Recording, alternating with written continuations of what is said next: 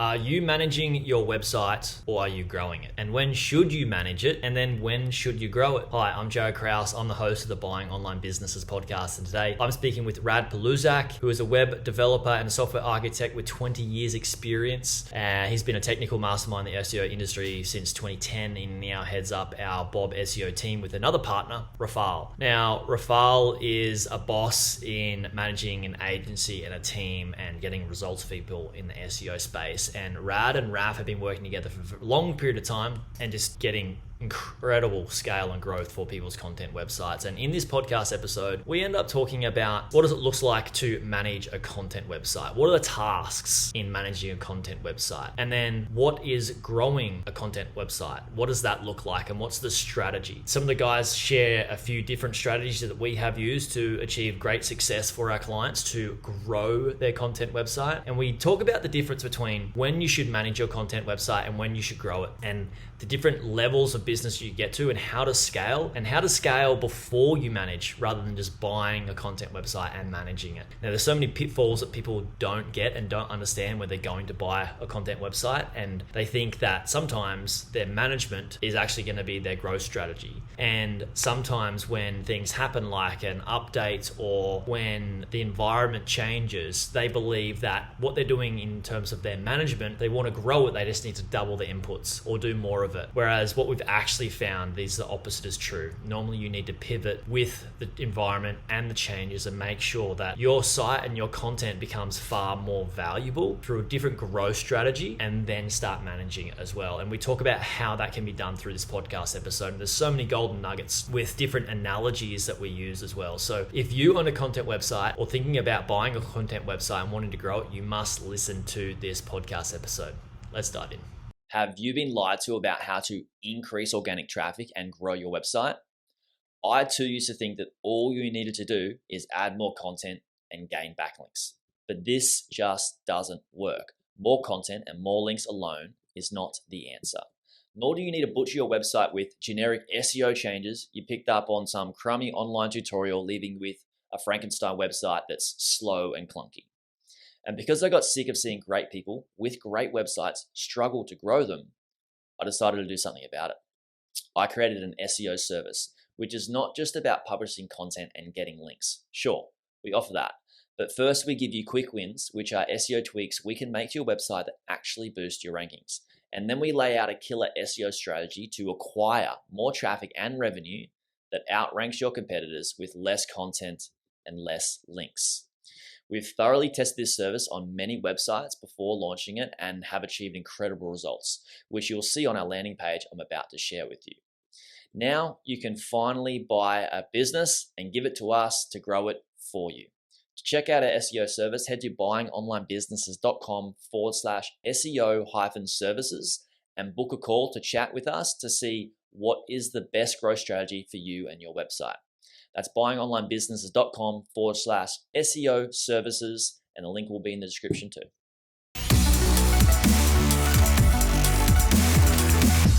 Raf and Rad, welcome back to the podcast. Hi, thanks for Jaryd. having us. Hi, yeah, thank you for having us. I'm excited to chat about so many different topics today that I think is going to be so important for people to understand once they've bought a content website. The landscape, we always get on a call and we just straight away end up talking about the SEO landscape and you said, Rad, it's like a tsunami has hit, and it used to be beautiful. Now it's a bit of a cleanup process, and we're deep in the weeds of cleaning this up, especially for a lot of clients. And I think we need to bring light to what was working or what most people believed was working for a long period of time, and I think still continue to believe is going to work versus what needs to be done now. And it could be a combination of two things, right? I think, and I want to like us to break down the difference between like what managing a website looks like and then what growing a content website looks like, because they are different. And at times there's going to be, which we talked about before we hit the record buttons, at times there's going to be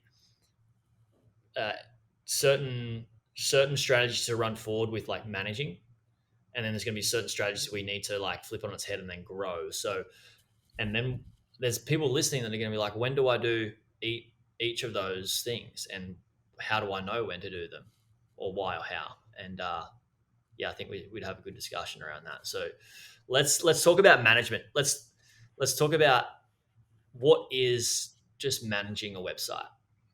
What does that look like? Right, that's a very good question because there's there's a lot of concepts flying around what actually is website management.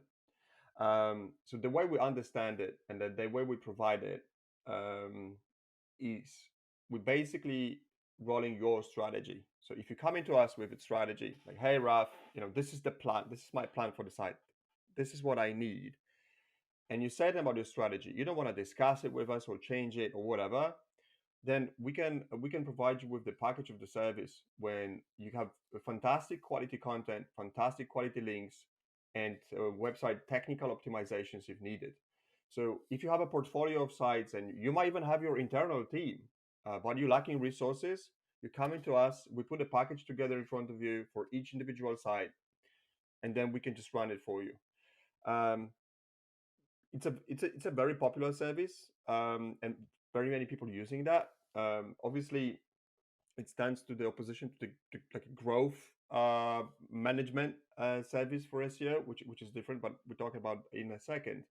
Um, and one more word about the website management service is that the way we approach is kind of unique, because people tend to, I mean, other agencies tend to have pre-made packages like, hey, you need to definitely pay us at 1500 or 2.5 or 4K, and this is a website management service for you.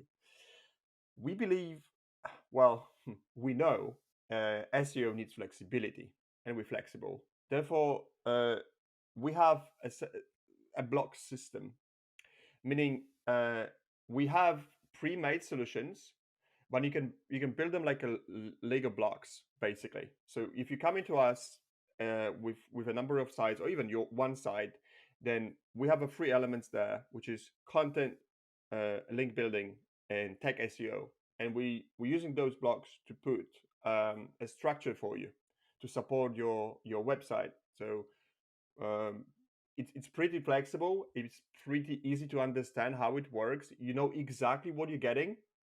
Uh, we know exactly what you need. So this is kind of a yet old-fashioned but unique service. So we're trying to modernize kind of old approach to SEO here. I think it's also pretty much worth mentioning that even in the world post tsunami, as you mentioned, where Google's throwing one update after the other, obviously the growth strategy itself is pretty important because, as we've already said numerous times during the podcast together, uh, growing a site is important, as is growing your business and treating the site as a business is important.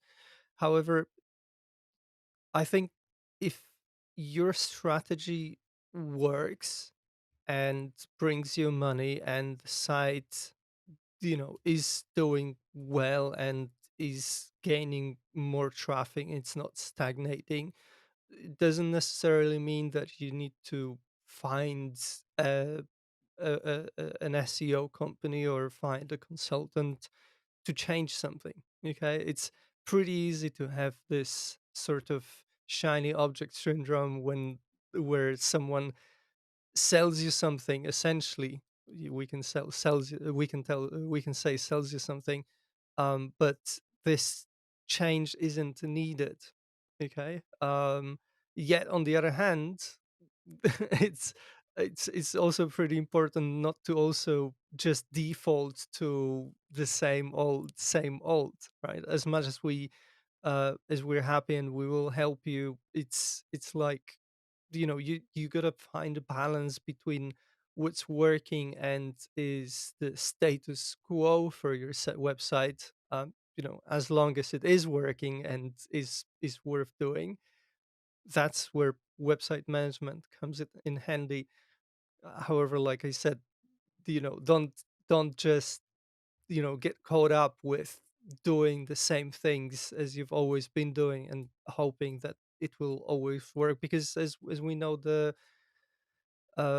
reality is a bit tricky, because it might change at the whim of the Google gods, let's say. Yeah, absolutely. Well, I think so. Clearly, managing your site is like fixing some tech things, updating some plugins, and then just making sure that maybe you're doing a little bit of link building to stay like kind of where you're at, and maybe adding some content or updating some content as you go through. That's basically a management service, right? Like, it's not kind of out of the box thinking of like, how do I get this, how do I triple or double my traffic. It's basically just keeping your head above the water and making sure the site doesn't like depreciate or decay. And I think that's important for people to understand, because when they are buying a site, I don't know if you guys realize this as SEOs, the marketplace is selling businesses content sites without any expenses for content, and links as well, and they add them as an ad back. Whereas, like, for everybody listening, like, we don't take that as as my clients. We don't buy businesses like that. We do something very, very different, because we ensure that we are not just buying something that doesn't have expenses. When to maintain a site, you need to spend money on it and or resources on it. But then if you want to grow it, it's a bit of a different story. So sometimes you just buy the site and you can just manage it, and it will just chug along, and it might grow a little bit, right? Maybe that is a way to get a little bit of traffic, but it's typically not going to be the way to quadruple or get those excessive gains of growth. So it's usually a little bit of outside the box thinking, right? So that's where I want to ask you guys is, what does it look like when doing something a little bit differently? What do those growth strategies look like, and what are a couple of those that you guys could explain that we've had to sort of work on and start implementing since this helpful content tsunami came about? I think this tsunami is actually sticking with us for a moment with the helpful content update. That's a fabulous name for it, because this is exactly what we are saying. Uh, Circling back to what you were saying about the website management and versus growth, uh, what we were talking, I thought, um, I can explain it like that as well. Like, website management is basically hiring a gardener to maintain your garden, to make sure it's beautiful, it's growing what it's supposed to, right? But nothing major, just maintaining this. It's still beautiful, but it's not going to win any contest of the like best garden in LA, whatever. Uh, and opposition to what growth is actually hiring a new garden architect that come into your place saying like, no, I mean, I think in order to grow this, we need to do X, Y, Z. So putting a plan together in front of you, a strategy, a structure for future, because as garden needs a couple of years to grow, the same with the sites. You need sometimes a couple of years to actually reach the point when you can sell it for millions, right? As with every business, it does not happen over time. You need time to build that. So I hope that explains things. Like, Yeah, what's the it's great. difference between managing the site and growing the site? So growing a business, huge topic. A few examples how we do it and how we approach it. We are big fans of AI. We know quite a lot about machine learning. We've been working on this for a good moment, not since last year, prior to the so-called AI revolution, right? Yeah. so we've been using that. We've been testing various resources, building our own things. So basically, from our perspective, here is the unique opportunity. Years back, when you wanted to have an engine like I don't know, the content discovery engine, or affiliate e-commerce on your site, or anything like major by made by programmatic approach, programmatic solutions, you had to hire a lot of designers. You had to have a lot of coders, and endless dollars basically, and a year to do that. Right now, an SEO agency like ours can do that for you. So we can put an e-commerce that works on affiliate links, and we can pull thousands of products into your shop, right?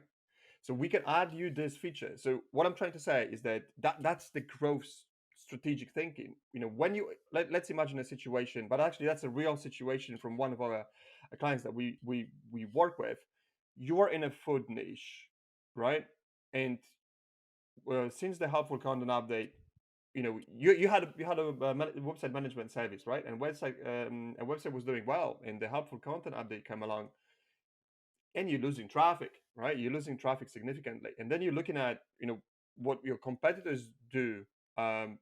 Especially those who are not losing the traffic, Yeah. and they have an entire e-commerce section, and they have other features like audio files for every single recipe, or more AI created videos, stuff like that. Entire ecosystem to keep their users entertained, so they growing, right?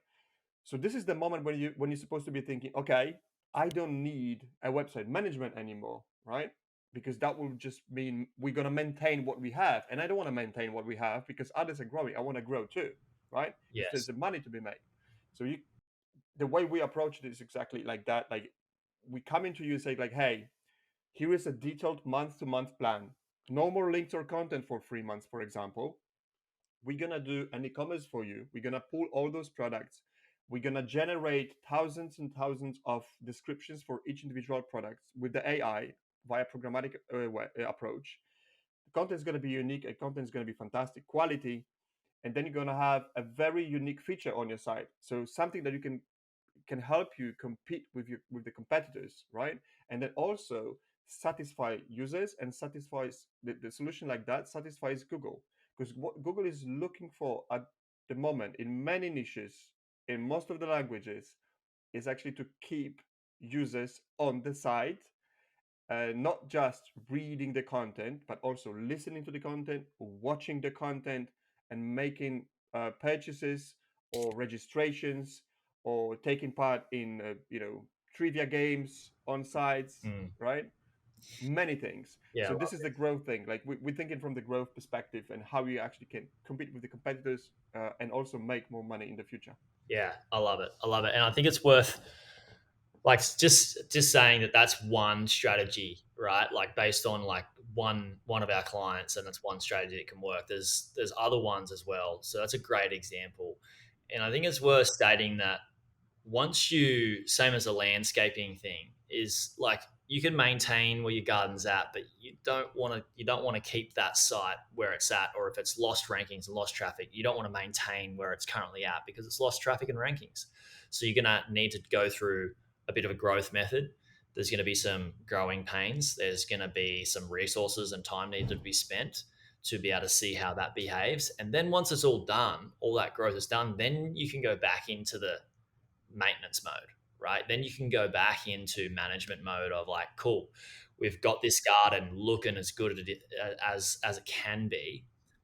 It's going to do exceptionally well on the market. And now we just need to maintain it until when Google or users come along, it doesn't start to decay over time. It just it becomes more beautiful and beautiful, beautiful and beautiful. So I think there's different times. That's what I meant. What I mentioned is like there's different times for management and there's different times for growth. It's like with business, like every business, right? Yeah.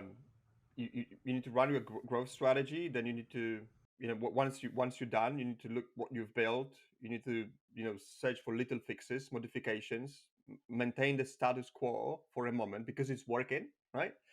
And then prepare for another jump. You can't be jumping all the time, the same like you can't be stagnating all the time. I mean, you need that moment to, to think about it, and make, informed business decisions. And I have a perfect example for this, one of our clients as well. And I love this client, and I love this website. I'm not sure if I can state the name at this stage. Maybe we'll link it later. But anyway, the thing is that this is exactly what we offered to him, he loved it, and it works like crazy. Helpful content update, not helpful content update, couple of 100% of growth every 8 weeks, right? We started with standard approach to learn the niche, learn the site for 3 months. Then we built a growth plan when we built thousands of new pages for him. and features, unique features, for another 3 months. Then we got back to website management service when we started building content around those new topics, around those new factors, around those new features, and it's growing like crazy. And the site makes money via old method, I mean banners and affiliate links, and also subscriptions for courses now, which is a completely new method, and a couple of other things, right? So I'm thinking this is exactly what you were saying, and this is super, super important for everyone to understand that having a website, it's actually like having a business 100%. And you need moments when you're growing this like crazy and you're spending money, because this is an investment, right? And spending money on investing, it could be more than it makes sometimes, but this is an investment, and that's the nature of it. Exactly. And then you settle down, right? And then you don't spend more money for a moment, or you spend very little to manage what you've invested in, right? But it needs to be a continued exercise. And also, what I want to say as well, the worst possible scenario is for any business owner, but especially for a website owner in current landscape, is that going crazy and growing it for 2 3 months and then getting bored with it, and you know stepping down, or saying like, no, that's too expensive, or it's not working as fast as it should. And well, it's not going to be working in month 2 or 3. It needs time, as every investment, and really needs time to grow. But once it does, it actually produces a lot of money for a long time, right? So that's super important to measure what you can invest, right? So if you have, I don't know, 10K to invest, if you want to work with us, talk with us. Like, we put the plan together that uses your investment wisely, right? So we would not recommend like go crazy in 2 months and spend it all, right? And then we have no money left to maintain what we built. No, we need to have and we can help create a plan that uses 10K, for example, to build a strategy even for a year if necessary, right? Different intensity, right? But that's fully okay. This is exactly how life works and how the business works there. Yeah. One thing I just wanted to drop in, because we're talking about Google updates and this division between growth and maintenance. So we, after the series of Google updates that Google served us, pretty recently, we had a lot of clients that signed up for our growth service as sort of revamp SEO to redevelop the site, because if they were hit with helpful content update where Google says, oh, your site has to have a better purpose than just generating traffic through search engine. We've been developing growth strategies, but using those two analogies that we've mentioned earlier, it is in tsunami and landscaping. When the tsunami hits your garden, it's obviously a good idea, to start the cleanup and start the restructuring, revamping, and hiring this whole landscaping company. However, we've also had clients who, one of those that Rafal mentioned, which I'm hoping we're soon going to have a really nice case study around.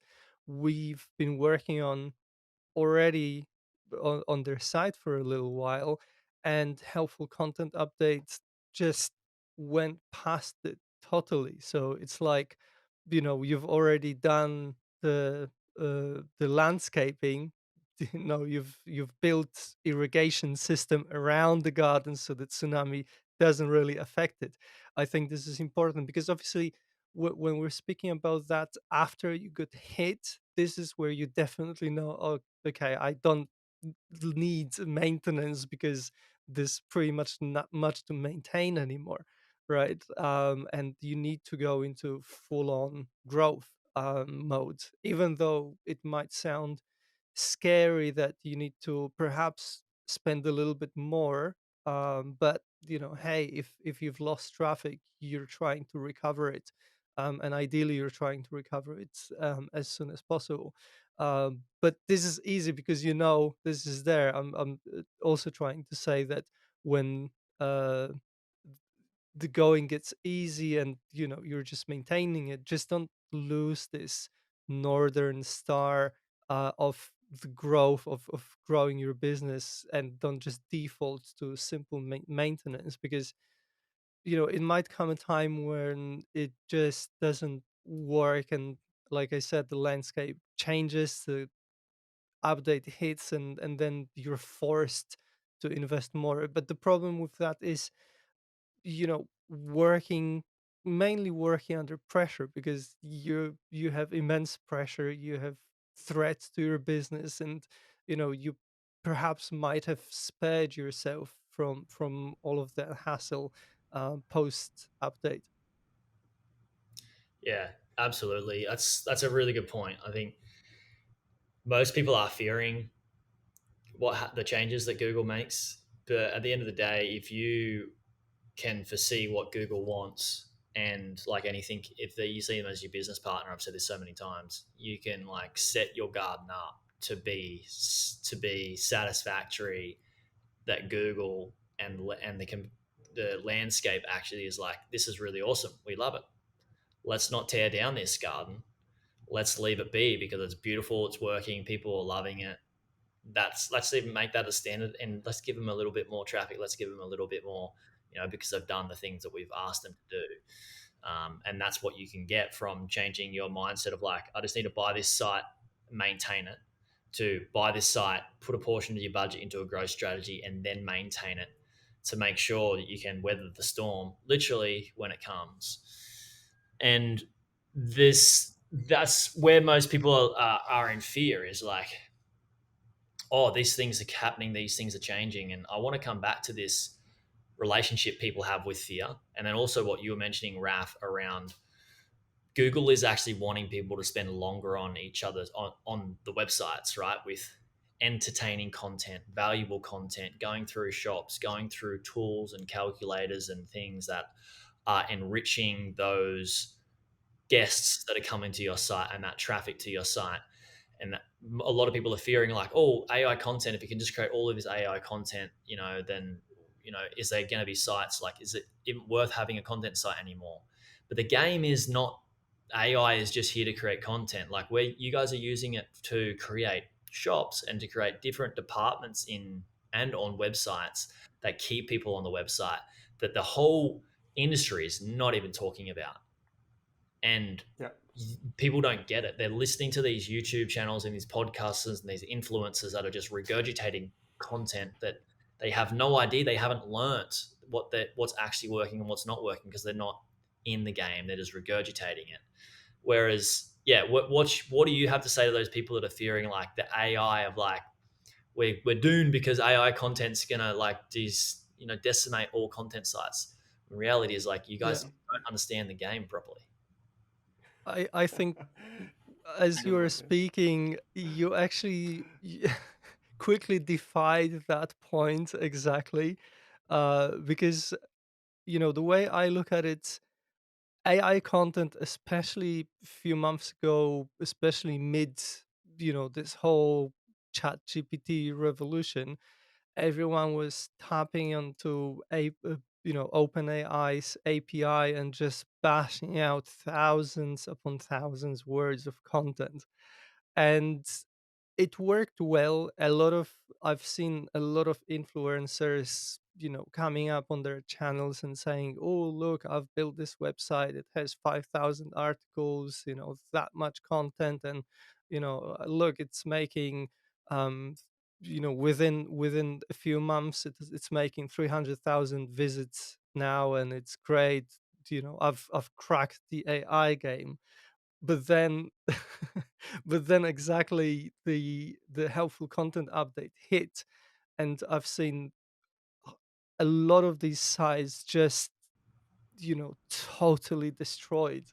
Yeah. Okay, Yep. and that just proves that looking at AI content purely from, oh, I can just generate a lot of Text. words, Yeah. a lot of text, is not the way forward, because that defies or stands exactly against this principle that Google puts at the forefront of helpful content update, with the website actually having some purpose. And a perfect example that Rafal gave with this additional e-commerce leg that we've built on one of our clients' websites, that was something that, when we've observed the entire niche, a few sites that stood untouched after the series of updates had very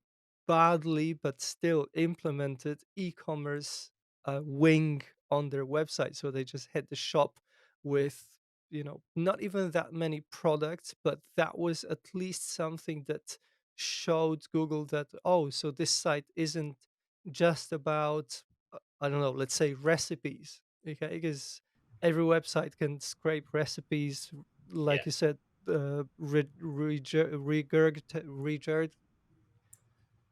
Regurgitate. Something what- like that. regurgitate.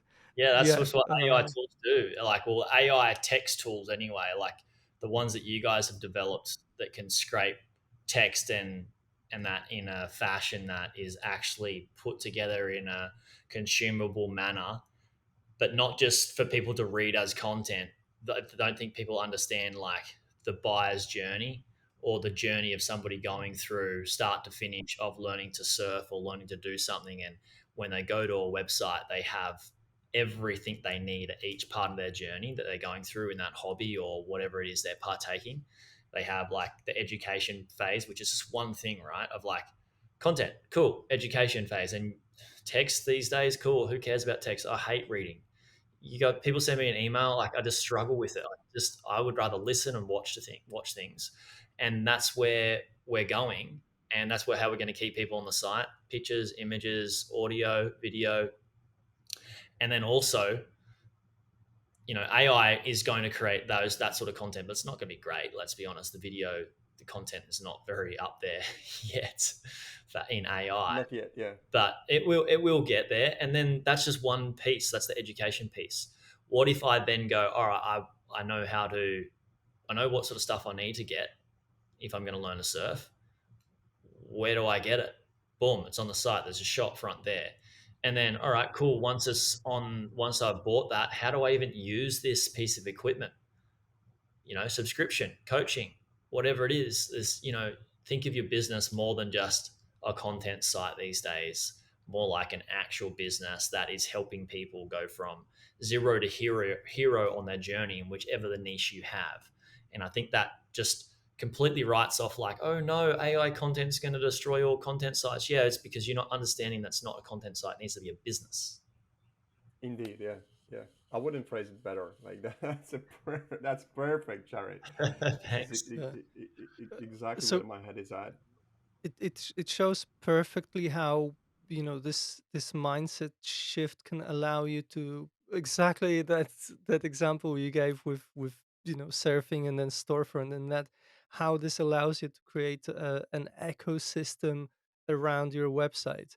And as we can learn from, I don't know, Amazon or some really good e-commerce websites overall, if you're creating this ecosystem, people are happy, you can make more money, and it all just pans out for your business. It allows you to grow it, and allows you to earn more money, and allows you to, uh, in the context of SEO and Google, be more on the safe side because you're adding this value to the site.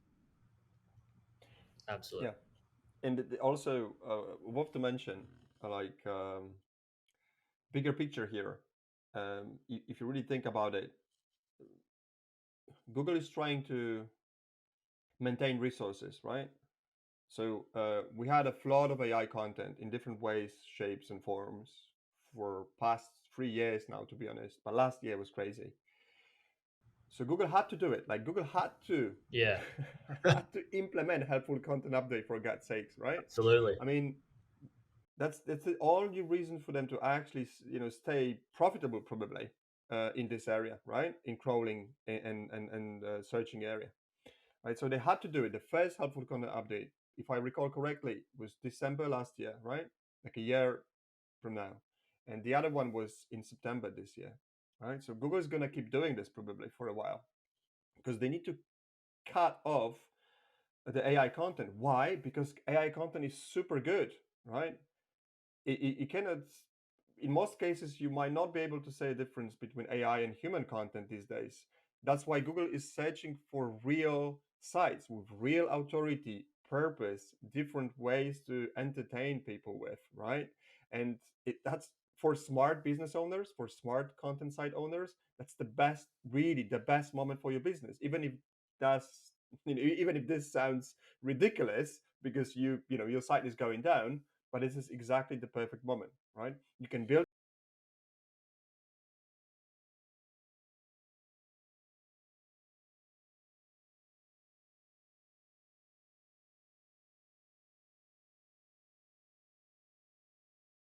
a risk of another algo change, right? So you need to think about it in a completely different way, and then you're going to be a happy person because that site, if it's done well, it offers a lot, then it's going to be making you money for years. And if you're going to sell it, you're going to sell it for a lot higher multiplier than usual because it's not just the content that you're selling a business that has a lot of users, a lot of people on their newsletter list, and a lot of features, right?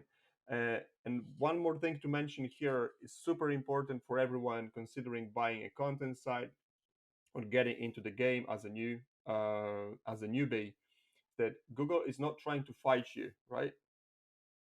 You are not an enemy to Google. But you can be a friend, right? And Google is telling you, well, in a nutshell, I'm fighting TikTok and short attention span, basically, right? Yeah. So give me something that people can entertain with on your site, and I'm gonna love you. I'm gonna love you. I'm gonna kiss you. You're gonna make a lot of money. It's all gonna be okay. Don't worry about it. But don't give me 7,000 word articles about how to cook a fish because my AI already knows it, and I don't care, right? Yeah, absolutely, absolutely. And yeah, I mean that's the exact thing. Is like Google's saying like this is what we need, give us what we need, and if you listen to them, you can be a great business partner, and you can both win in the long run. And 100%. I yeah, mean, there are flaws in algorithm, and there are black hatters that can use it. But that's a way to risk a game. If you want to build a solid business, you can just basically align with what Google says about the content layer, because in many other aspects of what Google is saying is actually for their own convenience. So it's not necessarily helping you, but on a content layer and how the content's supposed to be engaging with people, this is exactly what Google wants, and it's perfectly aligned with what people want these days. So you just stick with that, and you're gonna be good. perfect way to wrap it up. Thanks, Raf. Thanks, Rad, for coming on. Uh, Everybody that does want to like learn more about the SEO service and how we work with people, we'll put a link in the show notes to that. And yeah, I really appreciate these chats, guys. I'm sure people are gonna ask and request more. All right, thank you very much. Yeah, it was a pleasure as always. Happy to share whatever we know about that. So, Yeah, lovely, lovely speaking to you as always. Thank you very much. Thanks, guys. cheers. Everybody that's listening as well, like I don't typically ask for you guys to do much. I put out so much content. There's a lot of resources go into this podcast. And yeah, if you find this valuable, please go away and leave a review. At least subscribe. If you're not subscribing, I don't know I don't know what you're still doing. Make sure you subscribe, but also leave a review. And of course, greatly appreciate it. And I'll speak to you guys on the next one. Hey YouTube watcher, if you thought that video was good, you should check out this video here on the 2 best types of websites beginners should buy. Or check out my playlist on how I made my first 100K from buying websites and how to do due diligence. Check it out. It's an awesome playlist. You'll enjoy it.